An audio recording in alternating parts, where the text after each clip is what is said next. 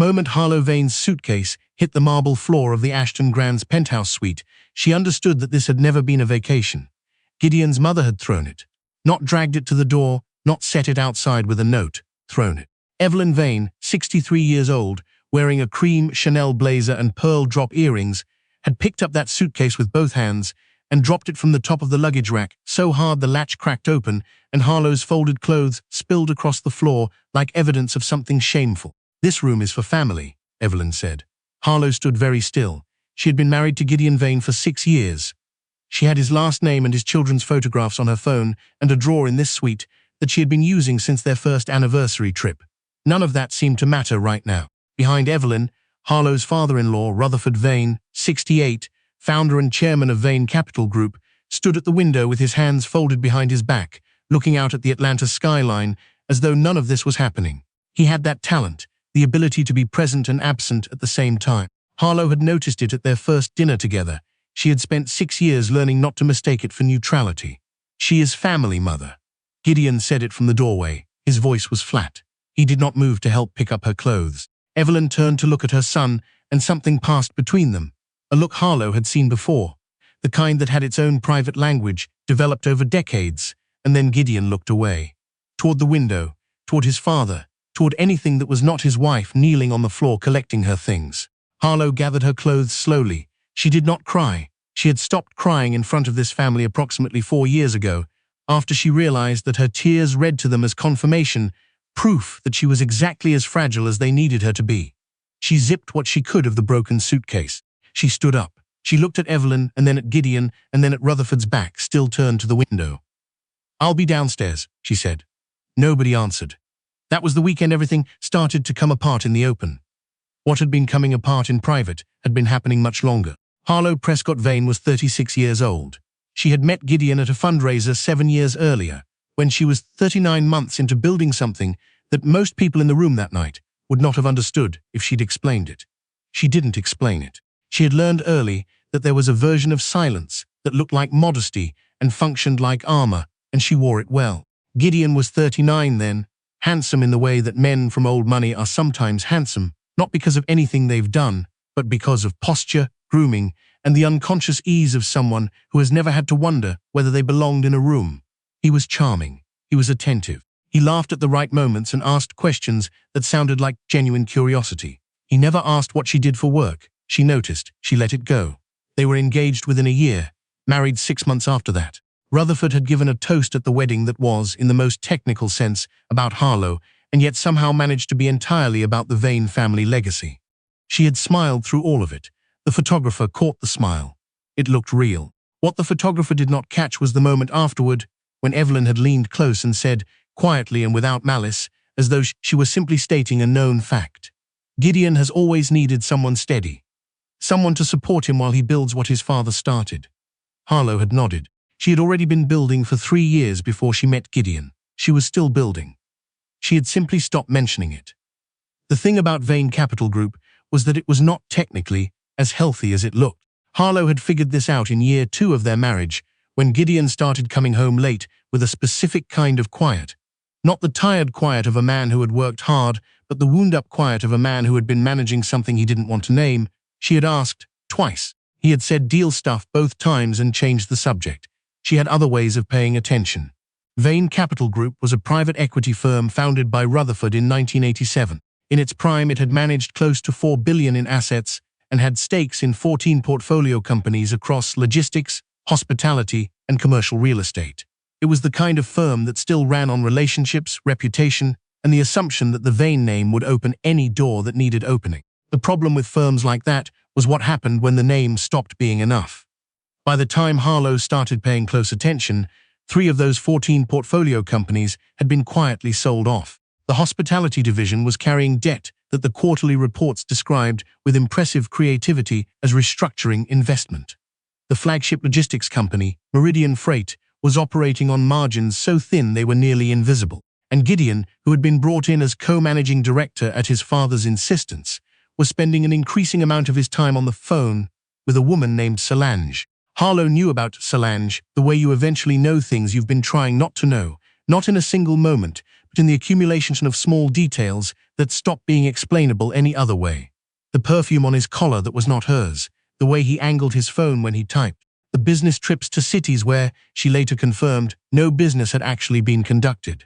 She did not confront him. She continued building. What Harlow had been building, quietly and continuously, since before she ever met Gideon Vane, was a private holdings company called Brightstone Partners. Brightstone had started as a real estate acquisition vehicle. Harlow had made her first 3 purchases at 28, 2 commercial properties in Nashville and 1 mixed-use building in Charlotte. Using capital she had saved and a small inheritance from her grandmother, she had a talent for identifying undervalued assets, a patience that most investors her age didn't have, and an instinct for timing that she couldn't fully explain but had learned to trust. By the time she married Gideon, Brightstone held 32 properties across 7 states and had just completed its first institutional raise.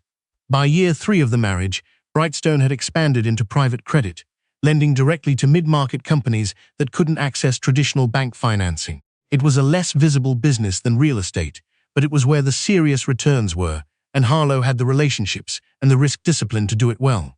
By year 5, Brightstone's total assets under management had crossed $1.4 billion. She had told Gideon she managed some real estate investments. He had nodded and not asked a follow-up question.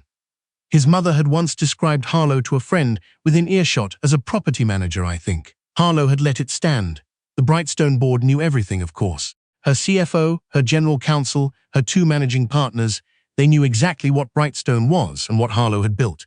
The operating agreement required confidentiality as a condition of employment. It was a standard clause in private equity. Nobody found it strange. What nobody outside Brightstone knew was that 3 years earlier, when Meridian Freight had been quietly seeking bridge financing to avoid a covenant breach, the capital that had saved it had come from a private credit fund managed out of a Nashville office building that Harlow also owned. Brightstone had been Meridian's lender for 31 months, which meant Brightstone had been Vane Capital Group's silent creditor for 31 months, which meant Harlow had, without Gideon or Rutherford ever understanding what they were looking at, been quietly holding a significant portion of the financial structure that the Vane family believed was theirs. She had not planned it that way. The deal had come to her through a broker who didn't know her last name was Vane. By the time she understood who the borrower was, the credit committee had already approved.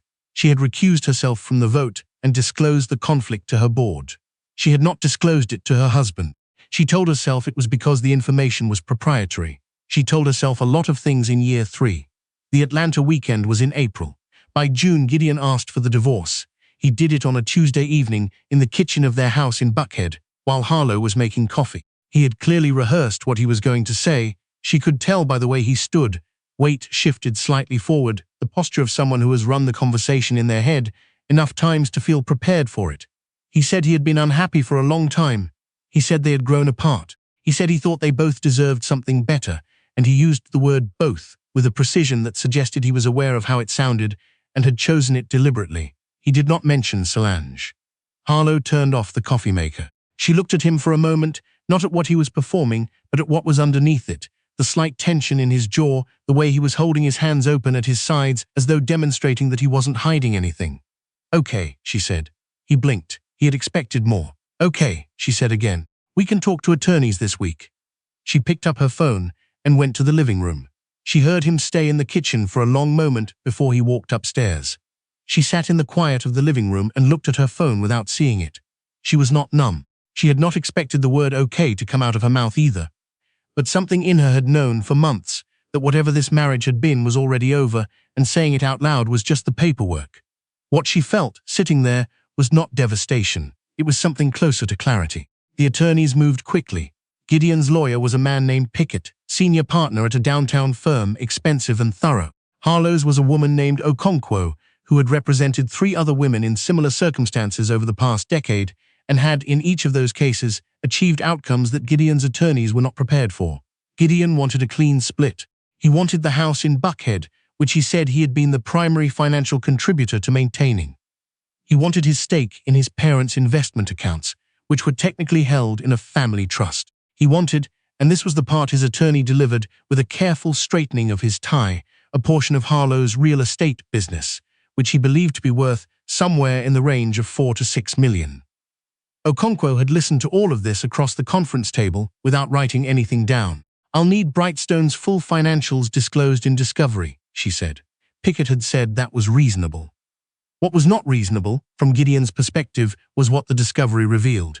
Brightstone's financials did not show a $4 to $6 million real estate business. They showed a private holdings company with $1.4 billion in assets under management, 23 active portfolio investments, a private credit book that included one very large loan to Meridian Freight, and a board of directors that had been overseeing all of it since before Harlow had ever shaken Gideon Vane's hand at a fundraiser. The deposition took 3 days. Gideon's attorney requested 2 recesses. Gideon himself, who sat in during the first session, did not sit in during the second or third. Harlow answered every question fully and accurately. She was not required to have told her husband about the scope of Brightstone's operations. The business had been separate property, established and funded before the marriage, and she had maintained scrupulous records proving that no marital funds had ever been commingled with Brightstone's capital. Okonkwo had made sure of that. Harlow had made sure of that. After the 3rd day of deposition, Pickett asked for a settlement conference. It was during the settlement conference that Rutherford Vane finally understood what Harlow's last 3 years of silence had contained. He had not been in the depositions. He had been briefed by Gideon, and then by Pickett, and then in a separate call that Gideon did not know about, by the Meridian Freight's CFO, who had finally connected the name on the credit documents to the woman he had met once at a Vane family dinner and dismissed as Gideon's quiet wife. Rutherford Vane had built a 40-year career on the ability to evaluate risk. He looked at what had been put in front of him, and for the first time in a very long time, he was looking at something he had not seen coming. The credit facility Brightstone held on Meridian was not in default. Harlow had not called the loan. The terms were clean, the payments had been current, and there was nothing Brightstone had done that was in any way adversarial.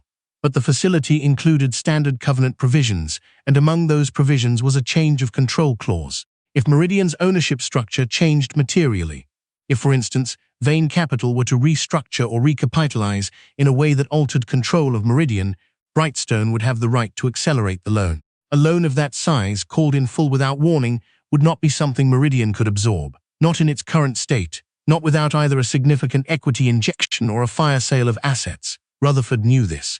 Pickett knew this. And Gideon, when it was explained to him in the settlement conference room, went very still in a way that was nothing like the composed stillness his father used at windows. "She can do that," he said. "She can," Pickett said. "She hasn't indicated that she intends to." Rutherford looked across the table at Harlow. She was looking at her own hands, which were folded on the table in front of her. She was not watching him. She did not need to. "What does she want?" Rutherford said. Okonkwo answered. "What's fair?" What was fair took 2 months to negotiate. Harlow did not call the loan. She did not threaten to call the loan. She did not use Brightstone as leverage in any direct or explicit way. That was not how she operated, and more importantly, that was not what the situation required. The situation required only that everyone at the table understand clearly and fully what was in front of them. Okonkwo made sure of that understanding. Once it was established, the conversation about what was fair became considerably more straightforward. Harlow received the Buckhead house. She received a cash settlement that reflected the actual scope of her contributions to the marriage, which included, among other things, 6 years of invisible labor sustaining a household around a man who was using his evenings for other purposes. She received, through the settlement, a full release of any claims against Brightstone or its assets. She was also, as a condition of the settlement, released from the Brightstone loan's conflict of interest disclosure requirement. The loan was sold to a third-party credit fund at par. Meridian Freight passed into the hands of lenders who had no personal connection to anyone named Vane. Gideon signed the final documents in September. He did it in Pickett's office, without Harlow present. She had not asked to be there. She had no interest in watching him sign. She had moved past the moment when that would have meant something. She heard about it afterward from Okonkwo, who called to confirm it was done and ask if there was anything else needed. "No," Harlow said. "That's everything." She was in the Nashville office when she got the call.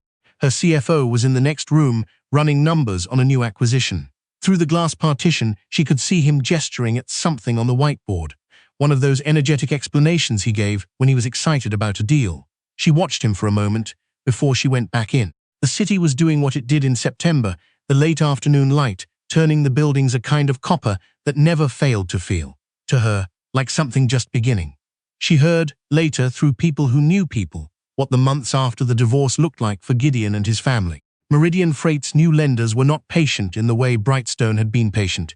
They were institutional, systematic, and entirely unmoved by the Vane name. The covenant review process they initiated in October surfaced operational problems that Gideon had been managing with the same creative accounting that had characterized Vane Capital's quarterly reports. By December, Meridian was in workout. The restructuring required Vane Capital to inject additional equity to maintain any ownership stake. Rutherford declined. Whether this was a strategic decision or an acknowledgement that the capital wasn't there, only he and his CFO knew. What everyone else knew was the result.